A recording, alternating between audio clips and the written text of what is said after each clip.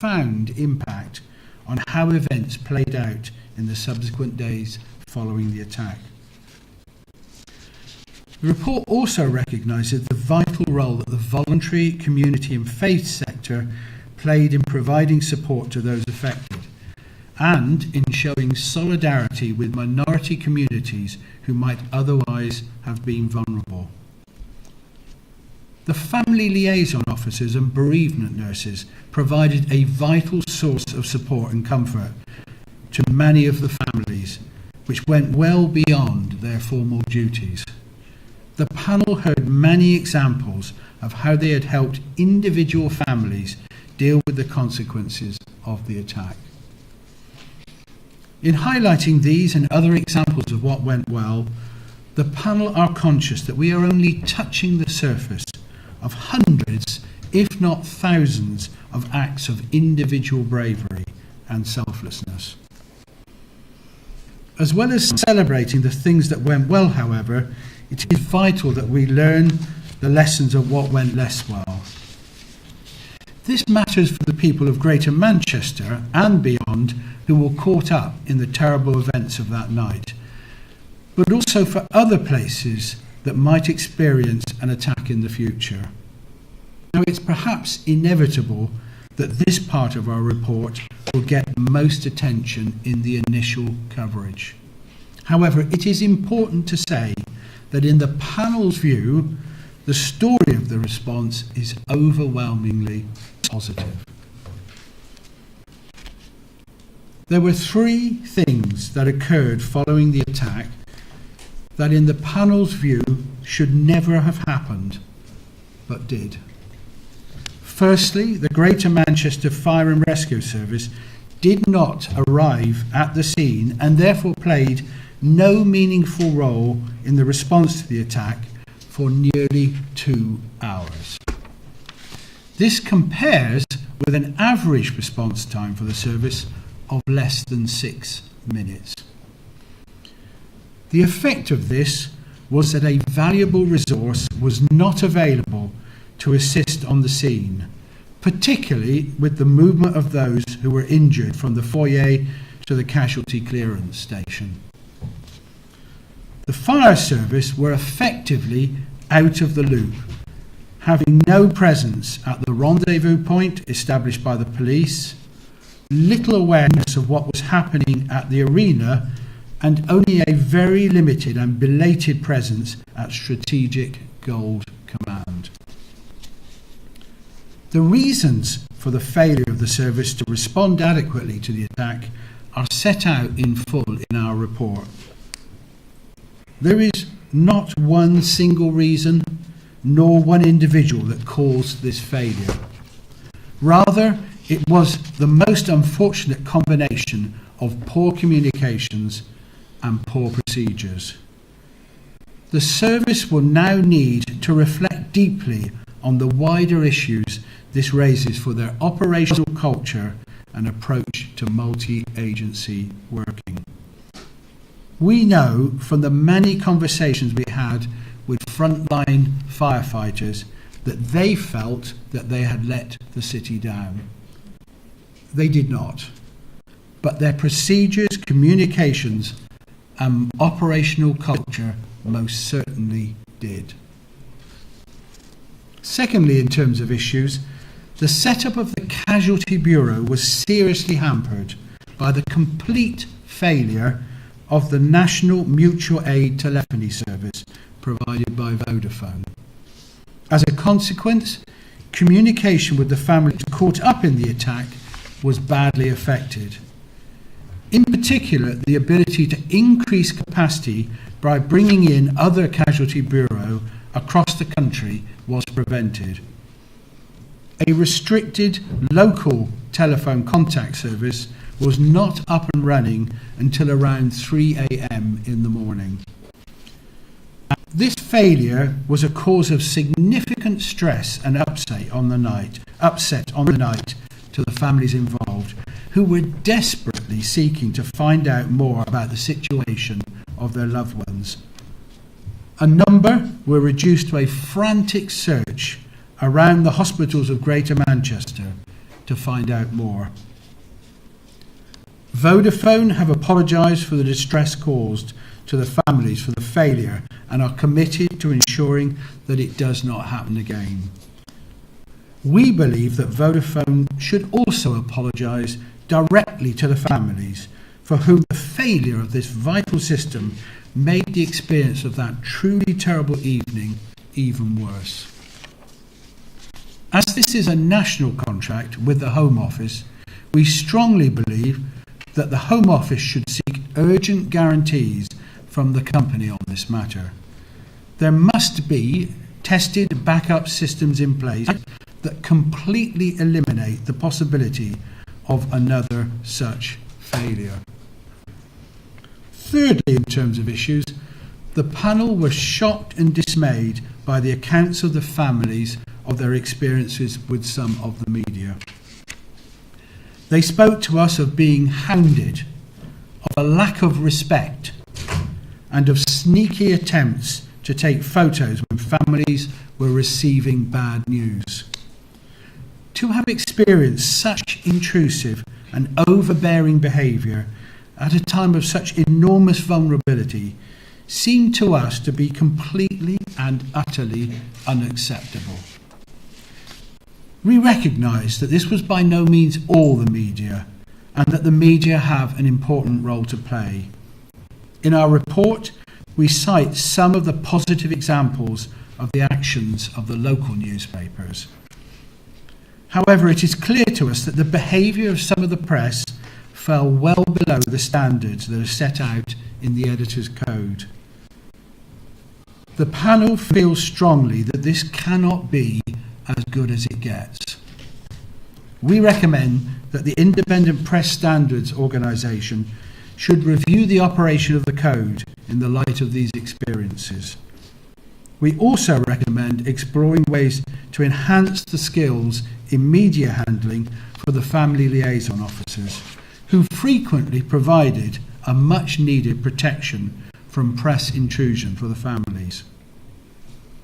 As well as these three major issues, the report identifies other areas where there is learning to be had. The panel has commented positively on much of the action taken by the Greater Manchester Police. However, there are two important areas of learning that we have identified. Firstly, the multiple duties that fell to both the police gold commander and to the force duty officer on the night of the attack were extremely wide-ranging and testing. In the case of the force duty officer, the panel was pleased to hear of GMP's decision and plan to relocate the FDO's workstation to within the GMP HQ building.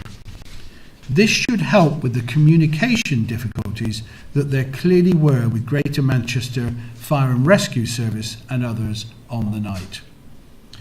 The panel has also concluded that the first meeting of the Strategic Coordinating Gold Group to bring together the strategic leads for the first responders should have been called earlier than 4:15 a.m. on the following morning.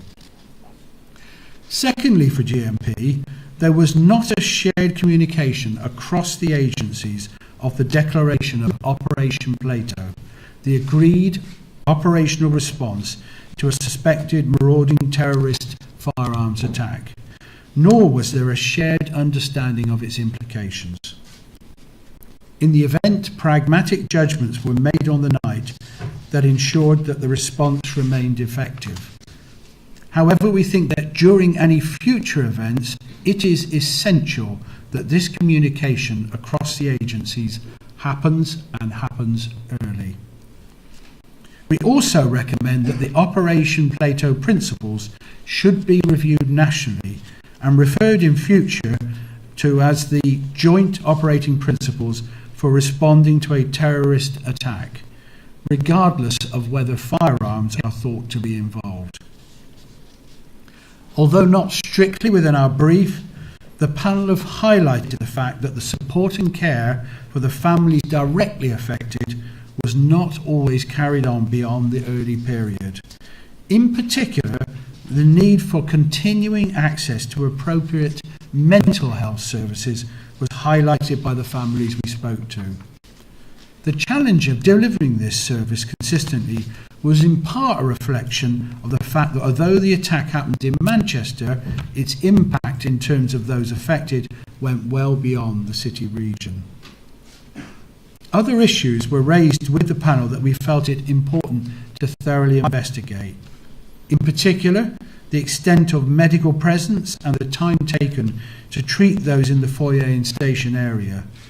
The use of makeshift stretchers to carry the injured down from the foyer, and the time taken to notify the bereaved families of the likely death of their loved one. Our findings on each of these issues are set out in detail in the report. In all of these areas, we found that the actions of the emergency services were justified and effective in the circumstances that they found themselves. For example, the close cooperation between the ambulance service and receiving hospitals meant that the 59 casualties who were evacuated were taken directly to the most appropriate treatment centres for their injuries. Only one of these casualties was subsequently moved to another hospital for medical reasons. We have in our report, though, made a number of practical recommendations for the future. For the example, the reintroduction of a simple canvas stretcher that could be used by both trained and untrained people to rapidly move the injured away from the area of most risk. I would like to conclude by thanking the panel and our support team for their tremendous efforts in completing this report within the timetable agreed with the Mayor. I hope that it provides a valuable record of what happened on that terrible night and a source of learning from Manchester and beyond. Thank you. We'd now like to take or invite questions from you. I don't know who wants to kick off with a question. Simon Israel from Channel 4 News. I read it in detail. I'm still struggling to understand why the fire service is the only service that doesn't realise there are already people on the ground at the arena. I still am struggling, and there's no explanation in your report as to why that is. Well, we've sought to answer it, and it was something that we grappled with long and hard as a panel, Simon. Let me just take you through the stages here. The Northwest Fire Control received the first information of the attack. They identified that there was an explosion and a bomb involved, and they used the predetermined procedures that have been established to contact the National Interagency Liaison Officer. That was a key point, because effectively the normal process of establishing a command on the ground weren't followed in the normal way. It went through to effectively a distinct officer with a particular role. That officer, having heard that there was a bomb, took a decision to move the resources that they had back from the central Manchester to Phillips Park, and really pretty much everything else followed on from that. All the other emergency services went forward. And the crucial point I'd make here is that the other services had someone who deployed very fast to the scene and therefore had understanding on the ground of what was actually happening. The fire service didn't do that. They went back because they thought there was a risk of a further attack. That's why they did that. And then secondly, and we highlight this in our report, the NILO, as it's called, sought to contact the force duty officer and couldn't get through. The question you might ask, and we do ask it in our report, is why that NILO didn't seek to go to another source of information, but he didn't. He went to the force duty officer, which was what was on his card, and he didn't get through to him, and therefore he had no knowledge of what was actually happening at the arena. No information came back the other way from the emergency services, the police and the ambulance, to the fire service. And so they were wholly reliant on the information that they had through that source about what was happening on the ground. And it wasn't, and sorry, and they didn't have very much information, so they were relying on very limited information about what was happening. They were still under the impression until quite late into the evening that there was effectively a marauding or potentially a marauding terrorist firearms attack going on, and they needed to be back from the scene. So yes, I would absolutely acknowledge that it was quite extraordinary that they did not pick up what happened, but it is exactly the situation. And we're very, very clear about that, having interviewed all of the NILOs and all of the team involved. And it wasn't until much later that they became clear that actually they should have gone forward rather than back. We do in our report, Simon, say that this was down to a series of events, the role of the fire control, which was a reactive rather than a proactive role, the very clear instructions that they had for the action plan, the distance that the NILO was away from the centre. We go through all of that in some detail. But deep down, what do I think? I think this was an issue of operational culture and not a full appreciation of how multi-agency working should happen. So it is incredible. I'm not in any sense describing you something that should not have happened, as we say. But the explanation is exactly as we say it in the report, in detail, about how the communications work. I don't know if Hugh wants to add anything. I think it was what was brought out for me was certainly the fact that the cultures of the police and the fire service and the ambulance service are very different. It doesn't make any of them wrong, but this was an extraordinary event for which plans had been detailed in peacetime, effectively, and those plans failed. And a funny sort of way, you might say, had the normal processes followed of an incident commander going to the scene, we would have had a very different story to tell here. It's worth saying that, and I made particular mention of this, the firefighters nearer the scene could see that something was happening and actually wanted to go forward, but were prevented from doing so. And the discipline of the fire service meant that they couldn't self-deploy. That was not part of what they could do. Take another question here. From the, yes. Judith Morris. Hi, Jude. The misconception that there was going to be another attack, with the benefit of hindsight now, also meant that paramedics in number didn't go inside the hot zone. They didn't go into the foyer. We know of members of the public who were left there to do first aid. They tried very hard. A desperate situation for them. Was that a mistake? We examined that issue as well in some depth. We also observed the video, and Alan may want to come in on this issue. It's important to distinguish that there were two areas. There was the foyer and the concourse, the station concourse. The number of paramedics who were in the foyer was relatively small, 3, but there were a whole set of other people in the foyer, British Transport Police, the public, staff who worked at the arena, who were in that space. The judgment made by the ambulance service was that the right thing to do was to focus first of all on triage, what were the nature of the injuries and who had the most serious injuries and therefore was at most at risk of not surviving, and then move them away from the foyer to the concourse down the steps so that they could be properly treated, where there were far more staff. There were a significant number of ambulance staff there, and then to transport them away to the hospital. So there are two crucial points which we examine in depth in our report. Don't know sure what that is.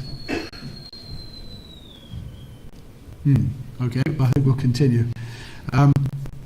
There are two crucial points here. First of all, the judgment made by the ambulance service was that they should move those who were injured off the foyer to the concourse, and therefore to have had the medical presence on the foyer would have led to a kind of conflicting view about where the casualty clearing area was, which was intended to be the concourse. The judgment why they wanted to move them was linked to the risk of the foyer area, of potential structural problems with the building. Of course, we knew potentially another attack, and to bring them closer to where they would move to where the ambulances were. In our view, that was a correct judgment to make that move. But from the family's point of view, they would have experienced very few medical staff, paramedics in the foyer, because the paramedic staff were principally located in the concourse area. And that's why you have these contrasting views of what happened here.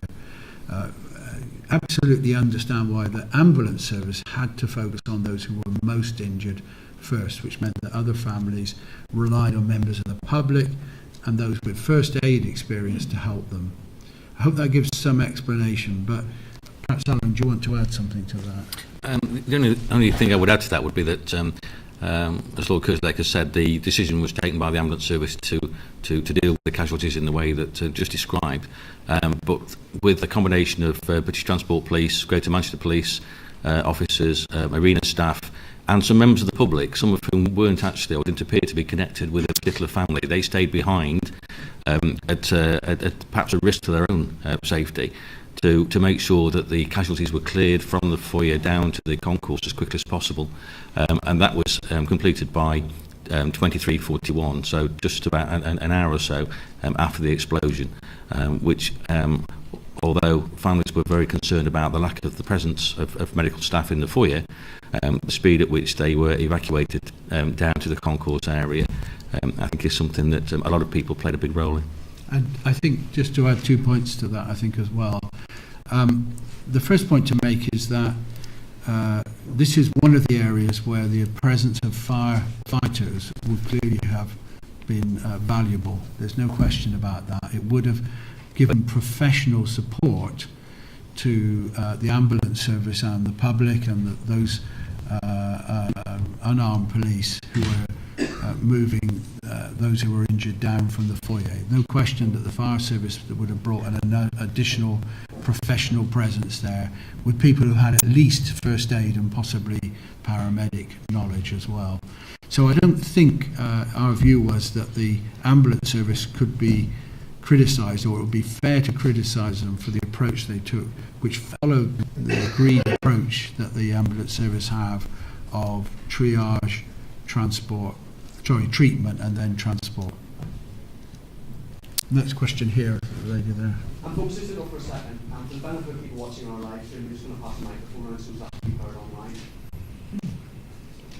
Is that okay? I think the person there, I think. Thanks. Jen Williams from Manchester Evening News. You've talked a bit about the role of the Nilo in the delayed fire service response. I wonder if you could expand a bit on how significant the principal fire officer's actions were in that delay. I'm not clear from the report whether the period of time it took him to get to command in Swinton was a reasonable length of time or not, because it looks like it was about an hour and 20 minutes for him to get to the fire services command centre, and I just wondered whether there's perhaps an opinion expressed on that report that I've missed. There are two issues here about the time it took for him to get there, and one of the questions he raised was how long it was before he himself was told about the attack, and secondly, did his intervention subsequently add to the delay? And our conclusion is it did add to the delay. It was an addition to the delay really at the end of the period of that delay, so to some extent much of the activity had finished by the time he got to his own offices, if you like.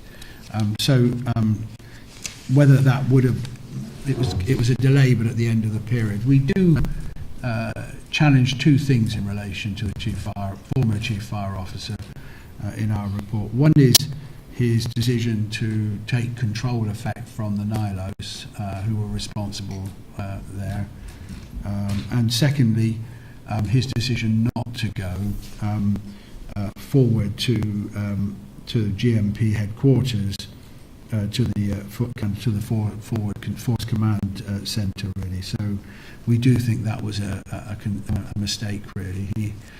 and we do comment on that in the report. So on your point, yes, he did add to the delay by his intervention at the end, but it was at the end of the period. He himself raised the issue of how long it took for him to be told.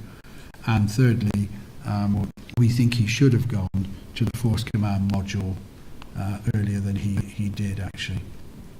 I don't know, Hugh, anything you want to add? Does that cover it? I think it's very important. We were talking about the extraordinary action plan that was put in place, which put the NILO in charge of the further deployments from the service. So effectively, there were building blocks, and within the first 10 minutes, looking in hindsight, within the first 10 minutes, the failure to respond in a timely fashion by the Fire and Rescue Service was put in place by the unintended consequences of these particular items of guidance and doctrine. So adding in later in the time, the role of the principal officer had different effects. It had an effect, but the thing that was most significant was the early judgment to move back from the rendezvous point. Should we take a question here and then here, if that's okay? Do you want to go first, and then we'll go over there? Thank you. Helen Pidd from The Guardian. Lord Kerslake, you said before that had the normal processes been followed, we'd be telling a very different story here. Do you mean by that sort of the fire service was guilty of actually following protocols, whereas everybody else sort of abandoned them and went to help? Is that what you were trying to say? No, I think what I was trying to say was that the fire service had particular protocols and procedures to deal with incidents such as this. It's the point that Hugh is making, and they followed them. So I'm not saying that was something they shouldn't have done per se. What I think we're saying is twofold, really. One is that when those procedures didn't work as planned, so in the instructions to the NILO, it says ring the force duty officer. He couldn't get through. There should have been initiative taken to say, well, how else can we find out what's going on? So that's the point we're making.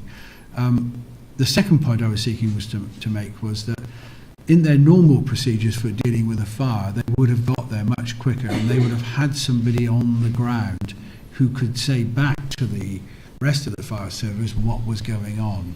And that's what I meant, really, that the distinctive procedures that were established to deal with explosion and bomb probably in the end definitely in the end worked against their rapid arrival at the scene. Designed to do the opposite, but that's precisely what they did. And it's worth pointing out that we mentioned in the report that GMP had 240 incident-related calls, and the Northwest Fire Control had 3. So Northwest Fire Control and the Fire and Rescue Service effectively didn't have situational awareness from the scene, and that's a significant reason why they didn't understand what was going on at the scene. I hope that answers your question, but come back if it doesn't, Helen. Question here. Stuart Flinders, BBC. You've praised a senior police officer for allowing policemen to stay at the scene, even though it was thought that a gunman may still be at large, and that went against established procedures and protocols. Of course, if it had turned out that a gunman was still at large and police officers had been hurt, that same officer may now be coming in for criticism. And I just wonder, in circumstances like this, where a senior officer has to make these very grave decisions and faces this terrible dilemma, what value these rules and procedures are? Well, all rules give you some guidance as to how to respond in circumstances. The reason why we praise them is that had they taken a different judgment and said yes, this is a hot area, the only people who could have stayed in that area, the only people would have been armed police officers and suitably trained ones as well. So that would have resulted in the withdrawal of all those members of the public, those who were unarmed police, the paramedics, those from the arena staff who had duties. So that's why we felt that judgment was a crucially important one and the right one in the circumstances. what we try to say in the report is you definitely need procedures and processes to follow that people understand, but you also need to reach judgments based on your best knowledge on the ground. And that's what the force duty officer did. He had situational awareness, to use the phrase that's used by the emergency services. He knew enough of what was happening on the ground to say, notwithstanding this area being identified as a hot area, I think I will keep people there. In fact, it would have been unconscionable to move them out. So it's not that the procedures are invaluable, have no value, but they've always got to have an overlay of people, human beings, making judgments based on the best information. And you're quite right, he made that judgment knowing that if he got it wrong, we'd have been having a different press conference here today. So it was a tremendously courageous, but in our view, correct judgment at the time.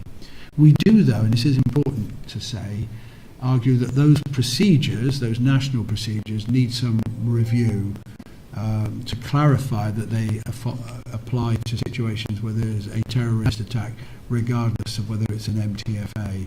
So the procedures have got to be kept under review, but they do serve a role. Two questions here, I think. Is it James? So James Souza from the Daily Mail. Lord Kerslake, you mentioned in the report that members of the public are likely to become a key source of direct assistance for the injured in terms of first aid and evacuation in major incidents, and that following from that there should be more first aid training in schools. Just wondered if you could expand on what that means really for members of the public should they become caught up in terrible incidents like this in the future. What sort of reliance is going to be placed on them, the logic of that? Really. I'm going to get Hugh to come in particular on this because this is area of particular specialism. It was interesting with the Lord Kerslake's response to the last one. We were talking about assumptions that are made in plans that haven't really been tested in the brutalness of an actual event. What this panel is almost unique in doing is examining things like Operation Plato against the brutality of an actual event. And what's been realised is that the hot zone classification and the warm zone classifications in the real world situation, they're not going to be as easily defined as they are in a picture, in a guidance manual. So this is why we were able to bring an evidence-based approach to the way that Plato should be looked at, and the idea of what goes on in a hot zone needs to be looked at.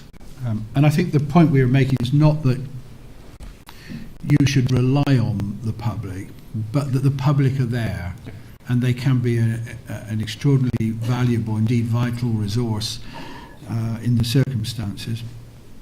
You don't, in the plans, assume that, but if you have people who have a better understanding of first aid and they are present, that's likely to be beneficial. That's really what we're saying.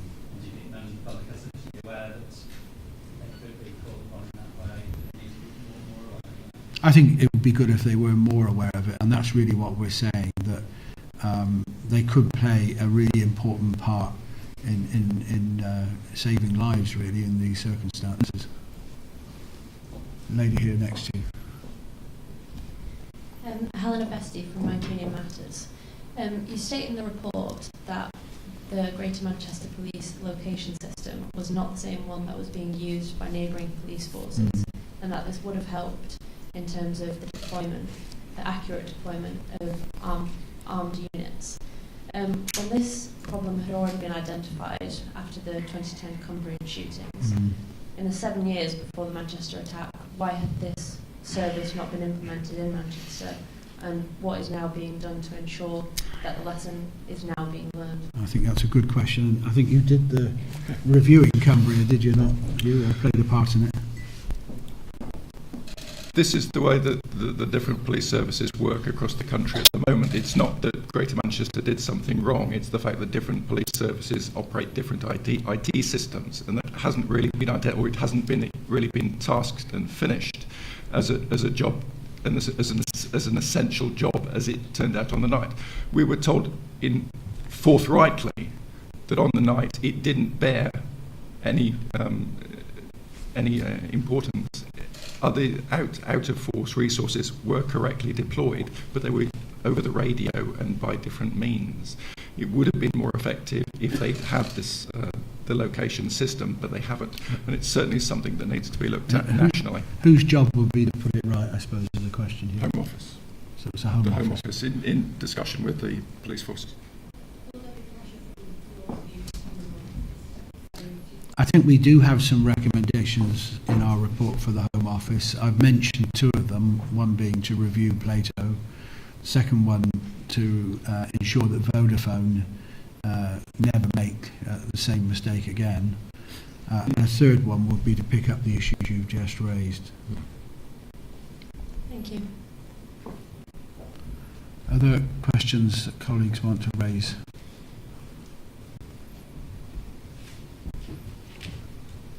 I think we may be done on our part of the session. I just want to check though. Don't want to shortchange anybody. We can pick up questions afterwards and we'll be around for a while yet. So if that's the case, I think we'll move to the seats over there and swap. Give us 2 seconds, we'll swap.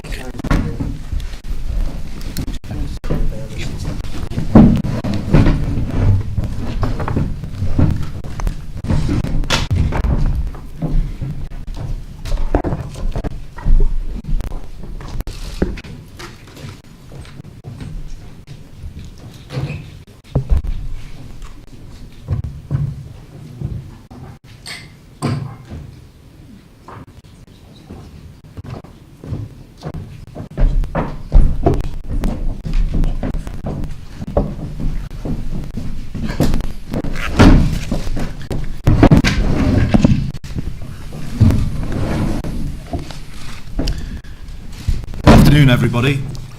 Reliving the events of the 22nd of May 2017 is painful for everybody who was directly affected. But it is important to do so for 2 reasons. First, by looking honestly at what happened, we can improve the way that we protect the public. Second, we can begin to provide the families who lost loved ones and those injured, physically and mentally, with the answers to questions they have no doubt been asking ever since. This report allows us to fulfil these duties and sets a new standard for inquiries of this kind in putting the voices of those most affected by tragedy at the heart of its deliberations. On behalf of the Greater Manchester public, I would like to thank Lord Kerslake and his panel for asking the necessary searching and difficult questions, but doing so with care, good judgment and empathy for those affected. On the night of the 22nd of May and in the hours after, Greater Manchester was, in the words of the report, brutally tested. But as it concludes, Greater Manchester stood up well. Thanks to the good planning still taking place just weeks before. Thanks to the long-standing relationships between our public sector partners. And of course to the countless acts of bravery and selflessness by individuals. The report rightly highlights the contribution of what it calls zero responders, the people who were on scene before the first responders. The staff of the Manchester Arena, Kerslake, Emergency Training UK and Northern Rail ran into the devastation and into harm's way, even though they were not trained to do so, and showed outstanding courage and compassion in the most difficult circumstances imaginable. They were swiftly followed by police and paramedics who secured the scene and began helping the injured. We are so grateful to them all. It is right to praise where it is due, but also to acknowledge and challenge ourselves where things didn't go as well, as difficult as that process may be. I wish to remind people today that this independent report was first promised days after the attack in response to concerns about the response of the Greater Manchester Fire and Rescue Service raised by frontline firefighters with my office. What it bears out is that those firefighters were absolutely right to raise their concerns in the way that they did. It is clear that on the night, the Greater Manchester Fire and Rescue Service fell well short of the high standards it sets itself. Day in, day out, our emergency responders do an outstanding job protecting the public. I want them all to know that this report is in no way a criticism of them or designed to undermine them.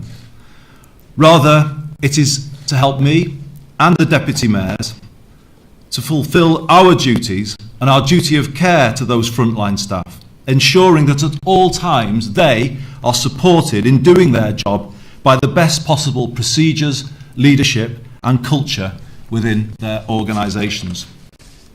Lord Kerslake has identified weaknesses in the leadership and culture of the Greater Manchester Fire and Rescue Service which must be addressed. The Deputy Mayor, Baroness Beverly Hughes, has already begun a review at my request into the way the fire service uses its resources. But today I am asking her to extend that into a whole service review of Greater Manchester Fire and Rescue Service, including the way it works with other partner agencies, its governance, leadership and culture. The second substantive point raised by this report is, I believe, for the Home Office and the government to consider. It is right that national protocols with relation to terrorist incidents and potential marauding attacks were updated in the light of the Mumbai, Sousse and Paris attacks. But as this report repeatedly makes clear, there is a danger of inflexibility in applying a theoretical response rather than responding to the unique reality that every incident poses. This can lead frontline responders to make judgments that might be right on paper but wrong in practice, and this partly explains the fire service's mistakes. As the report makes clear, key individuals on the ground at the arena took brave common sense decisions which made the response better than it might otherwise have been had they followed protocol to the letter. In particular, I want to praise the Greater Manchester Police Force Duty Officer who took the decision to put Operation Plato on standby, thereby allowing first responders to remain in the foyer. Criticisms that only a small number of paramedics were in the foyer are therefore unfair, given that it took the police some time to confirm that this was not a marauding attack and there were no other devices or attackers in the arena. So I would ask the Home Secretary and Prime Minister to consider national guidance in the light of this report, because, Mayor, I have to ensure that the firefighters, paramedics and police of Greater Manchester are working under the best possible procedures. And I would ask them to ensure that those protocols provide sufficient flexibility to respond to the differing circumstances that each attack will present. I want to say too a word about the advanced paramedic at the scene who had the foresight to establish the casualty clearing station on the concourse and with others allowed people to be carried on makeshift stretchers. While people may have felt they were waiting a long time to be seen and transferred to hospital, that is because they were being carefully triaged and were then taken to the right hospital, as Lord Kerslake said, borne out by the fact that only one patient was subsequently taken on to a further hospital different from the one that they were admitted to. From the actions of paramedics at the scene to the incredible treatment given by all of our individual hospital trusts and their staff, the NHS in Greater Manchester emerges with a great deal of credit. And this report provides proof that their plans, which had been tested just weeks before, worked well and effectively. I wish to echo Lord Kerslake's recommendations about support for the victims of terrorism. I find it unacceptable that people have faced difficulties in accessing mental health support, particularly outside Greater Manchester. It is also unclear to me that were it not for the generosity of the people of Greater Manchester and beyond, how people affected would have supported themselves financially in the weeks and months that followed. We have been contacted by victims of other terrorist attacks, for instance the Sousse attack, who feel that because it took place overseas, they have not had the same support. I know from speaking to many of the families that they feel the national support should have been stronger. And as a country, there is a feeling that we haven't yet got this right in terms of how we support victims of terrorism. And so I ask the government and Parliament to reflect on this matter further. Of course, there are a range of technical recommendations here which could improve the way public services in Greater Manchester operate. I can confirm today that of the 18 recommendations that fall to Greater Manchester bodies, I accept them all and in full, and indeed some have already been acted upon. Where we need to take a hard look at ourselves, we will, and we will make improvements. But I want to finish by echoing the report's praise for the outstanding civic and public response from all parts of Greater Manchester society. From the leadership of Manchester City Council to the immediate support of all of our faith groups, to the businesses who opened their doors and the public who rallied and stood resolutely together, everyone played their part. In our most testing time, the strength, resilience, unity and humanity of this great city were felt here and across the world. In divided times, Manchester was a beacon of hope to millions that there is a better response than hate and that the terrorists will never win. As we continue to recover and build for the future, we know we do so on the firmest of foundations. Now I'd like to invite Sir Richard Lees to speak. Thanks, Andy. I can't start to talk about May the 22nd without first, again, expressing my sympathy for the bereaved, all those injured, whether that is mental or physical injury. And our thoughts will always be with them when we think about what happened almost a year ago. Reading the Kerslake report, I was struck, as Bob said in his introduction, that there were far more positives than there are negatives within that. And I have to say I came away from reading it with a really feeling of awe at what people did on that night in such complex and difficult circumstances. I think it's quite remarkable what people achieved, the difficult decisions they had to make in very, very difficult circumstances. Say a word about media, the local media, Manchester media, the way that they reported it and the support that they gave in the days after the bombing on May the 22nd. And it's just a shame that the same responsibility was not reflected in the whole of the media response to what happened. There are two other things I want to say, really, is that it is certainly very heartening for me as leader of Manchester City Council to see what the Kerslake Review had to say about the reaction of council staff, and I would put on record my thanks to all of the council staff that were involved over the 9 days that the review covers, but are still involved now. They, as it moved into the recovery phase, that involvement continues up to today. But I also want to make a reference to a number of staff from other councils who came and worked with us over that period of time, who were very much part of the response. So my gratitude to all of those for their contribution.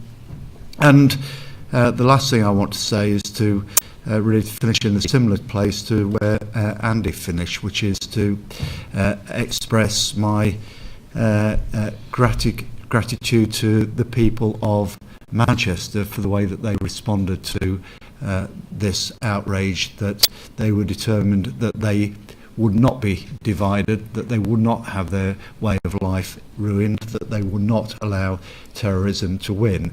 And I think the strength that the people of the city showed in the days after May the 22nd gave us all strength, and that's the strength that will continue in that city.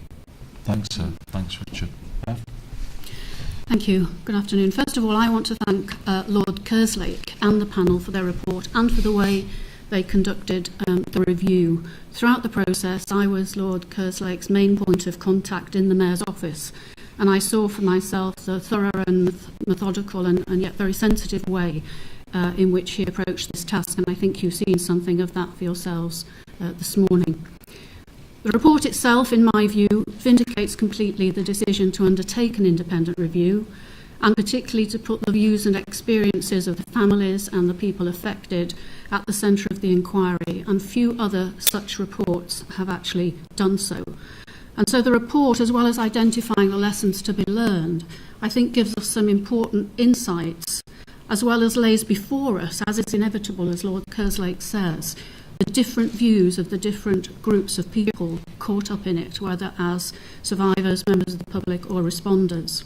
And I think one of the most compelling insights for me was the story of what happened in the seconds and minutes and few hours after the bomb exploded at the arena.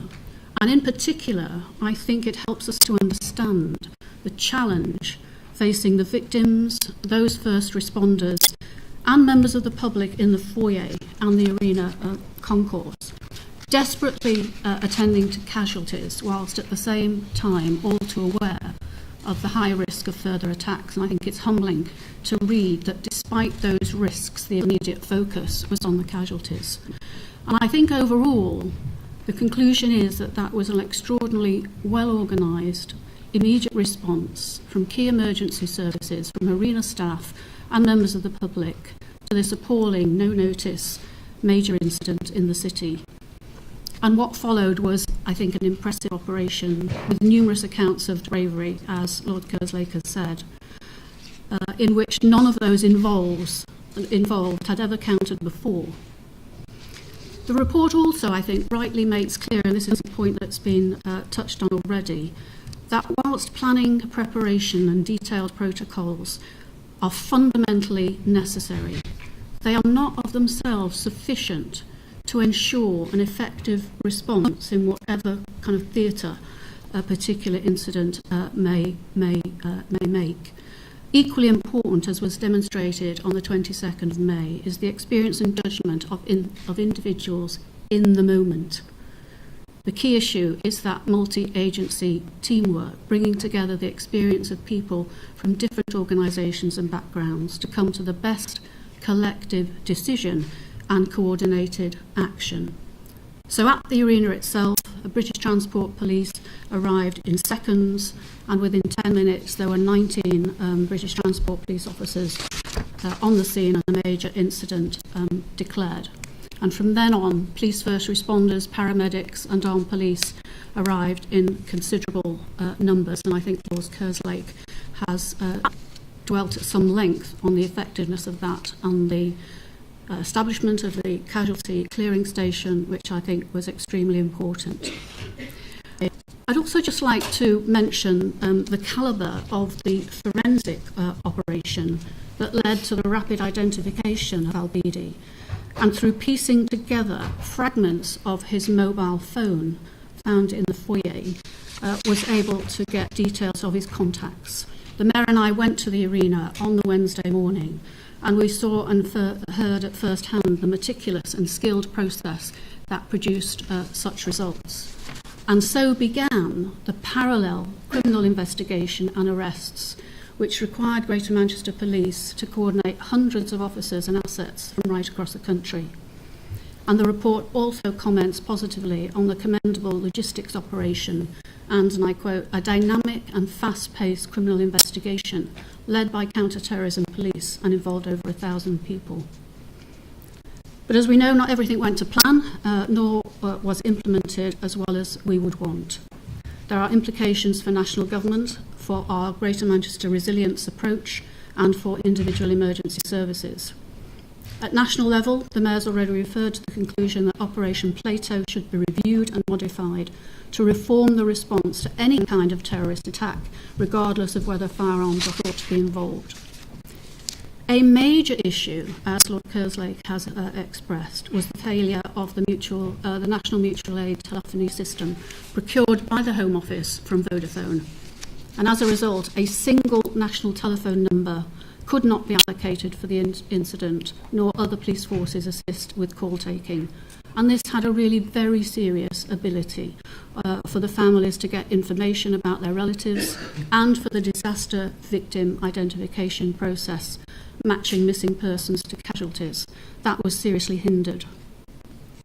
Locally, the report identifies some issues of communication failure and senior officers' capacity at the strategic level in Greater Manchester Police. But on any measure, I think the Force Duty Officer and the Gold Commander, who was also the Strategic Coordination Chair, did an outstanding job in extreme circumstances. Greater Manchester Police, as we've heard, have already planned to relocate the Force Duty Officer into the headquarters and will look further at the other recommendations as part of the Greater Manchester Resilience Forum's consideration of these issues in due course. Lord Kerslake and the Mayor have already raised the issue of Greater Manchester Fire and Rescue Services response, and there are just one or two points I would add to what's already been said. Undoubtedly, the account in the report of the response of the Fire and Rescue Service to the attack and its failure of leadership have damaged the reputation of the service as an organisation and falls far short of that which we and the public should be able to expect.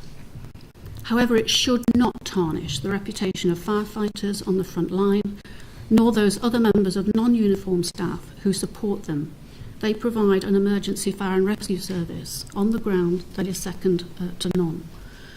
Some months ago, before we had seen the conclusions of the panel, it was clear to us, however, that Greater Manchester Fire and Rescue Service needed fundamental reform.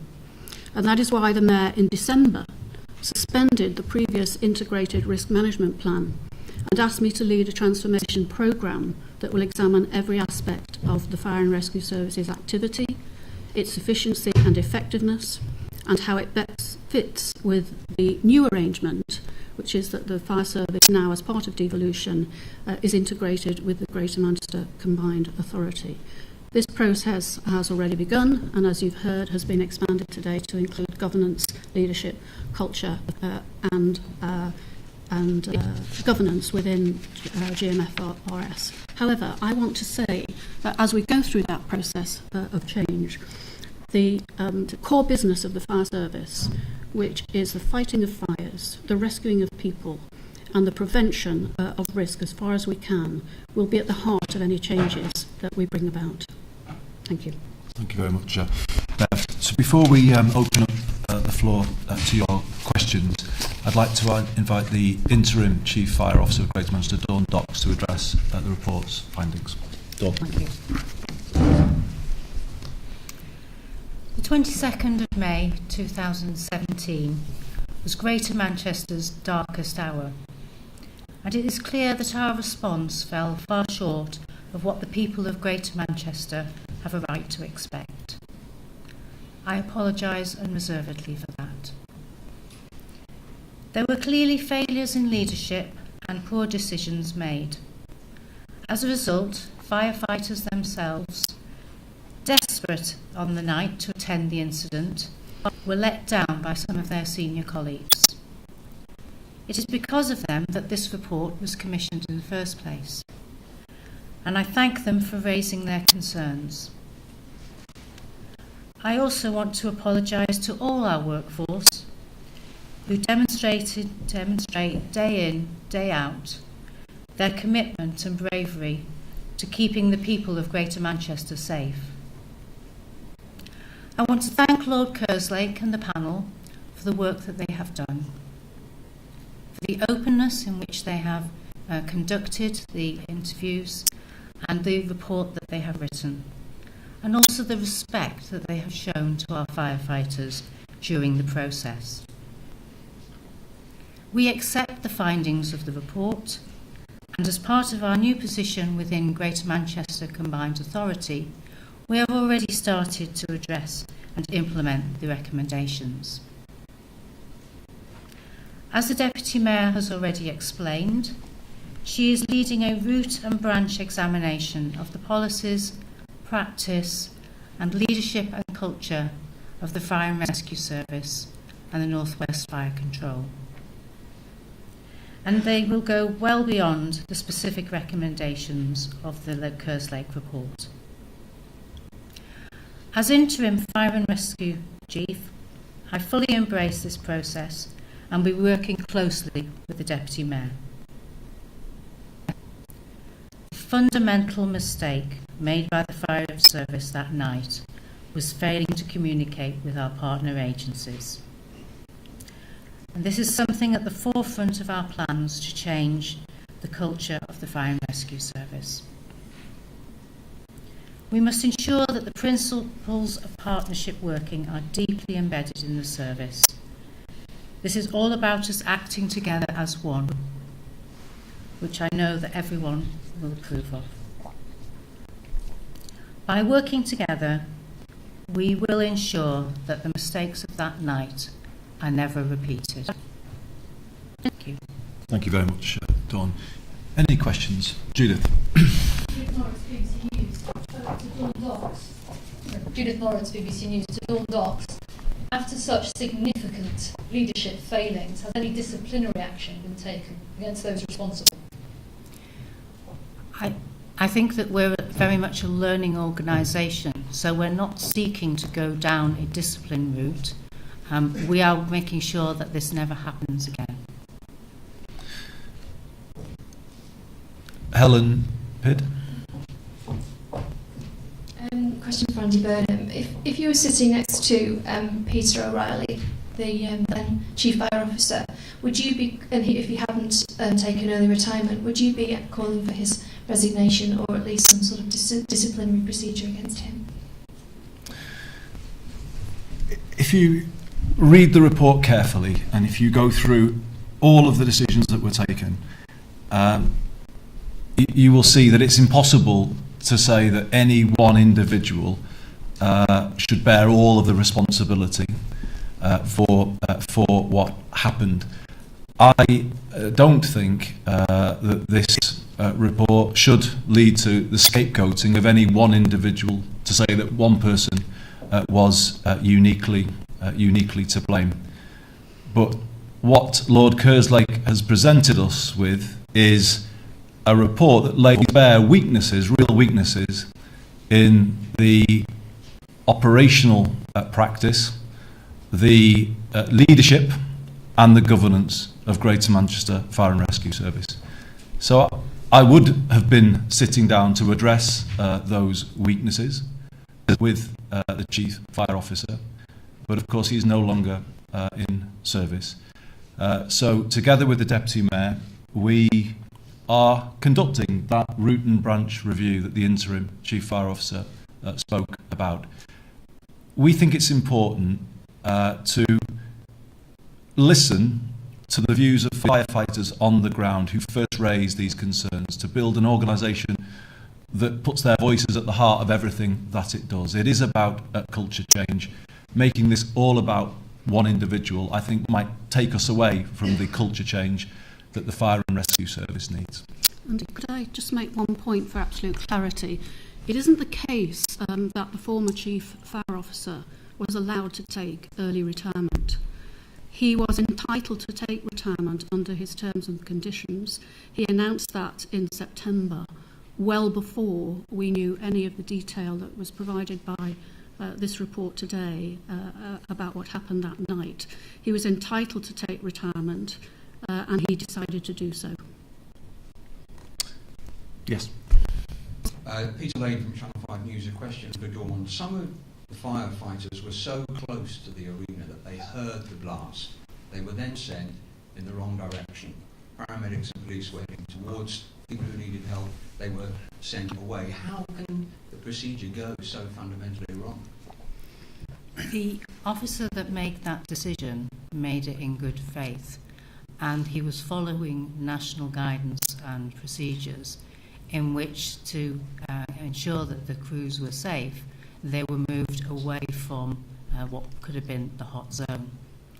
Now, obviously, with hindsight, we know that that was a decision that shouldn't have been made, and that's why we need to look carefully at not only how those processes and procedures are revised, but also that we will encourage more operational discretion so that in future we won't find the situation where people are following the policy but not necessarily doing the right thing.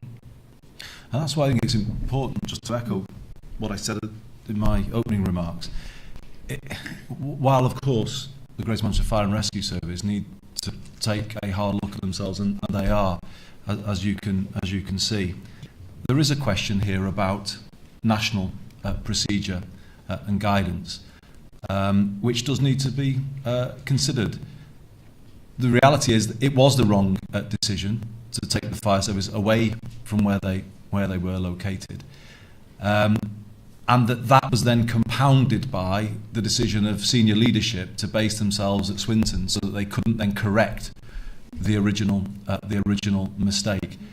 But I think if you kind of see the complexity of this decision-making process in what, of course, was a incredibly challenging moment for everybody, I think you can see where the seeds of this mistake were sown, and that's why, as I say, it's not right to scapegoat any one individual. Simon. Dawn, and maybe Andy, could you explain to me what it is that everyone's referring to when they're describing the culture? What is it? What is the problem with this culture? Maybe I'll answer first, and Dawn can speak from more direct experience, Simon. But I think, as was said actually by the panel, and is in the report, the culture of the different emergency services, police, ambulance, fire, is different. Not wrong different, but different because of the nature of the way that they work. And it is put to us because of the challenges of dealing with a fire or a rescue situation. Often very clear rules have to be followed so that procedures work properly at the scene of very dangerous incidents. And that creates a culture within the fire service that is very rules-based and doesn't perhaps allow that discretion that Lord Kerslake was talking about, that ability to go forward and to use more initiative. And that is the culture that is being challenged here, and that we need to reflect upon. The second part is a culture perhaps that leads to too much working in isolation and not being sufficiently close to partner agencies in the ambulance and the police. So I would pull out those two aspects of the culture, Simon, that need to be challenged as part of the Deputy Mayor's review. Dawn, would you like to add to that?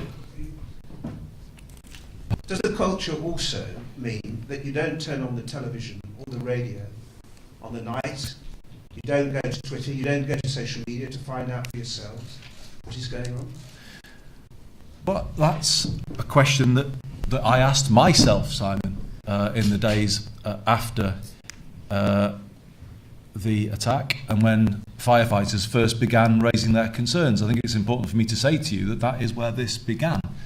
On the Thursday or Friday, I think reports began to appear in the Manchester Evening News about the unhappiness of firefighters who, as Dawn said, wanted to go and then were being held back at Phillips Park watching events unfold on the television screens, and they spoke of their intense frustration of being held in that situation. So it was on receiving those concerns that I made a commitment days after the attack that there would be an independent review of what happened. And today we have the publication of that review, because I see it as my responsibility as Mayor to ensure that our frontline firefighters, police and paramedics are supported by the best possible procedures, leadership and culture within their organisations. That is my job, it's my duty of care to them.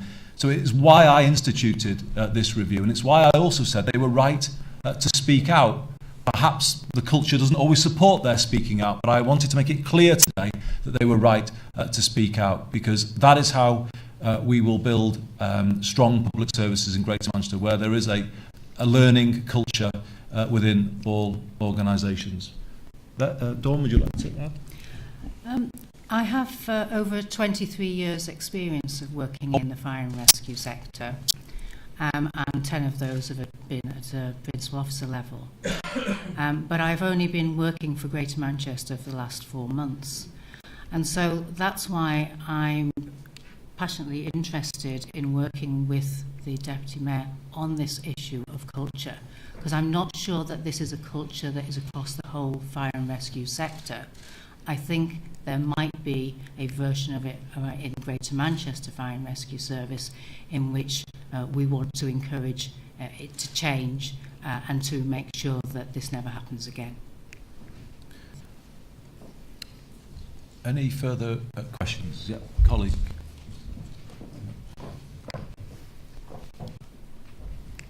Neil Keeling, Manchester Evening News.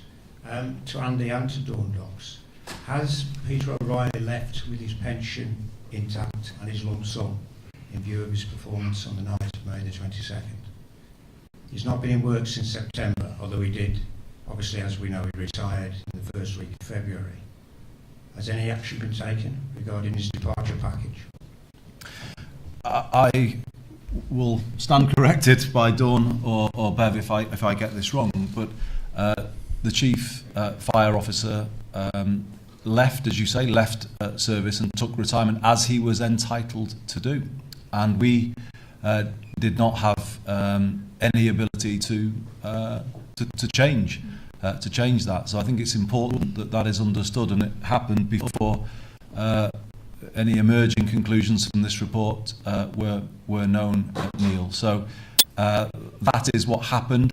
There was already a process of change underway where we were changing the governance of the fire and rescue service, and obviously you would have to put to the former chief fire officer those questions about what decisions he made and when. But I would want to stress to you that decisions around retirement or indeed pension were not decisions for us to make. No. That's fine. Any further questions, or should we call proceedings to a close? Richard, would there be anything else you would want to add before we do? Well, yeah, there probably is, and it's just a reminder, really, that this was a lessons to be learnt review.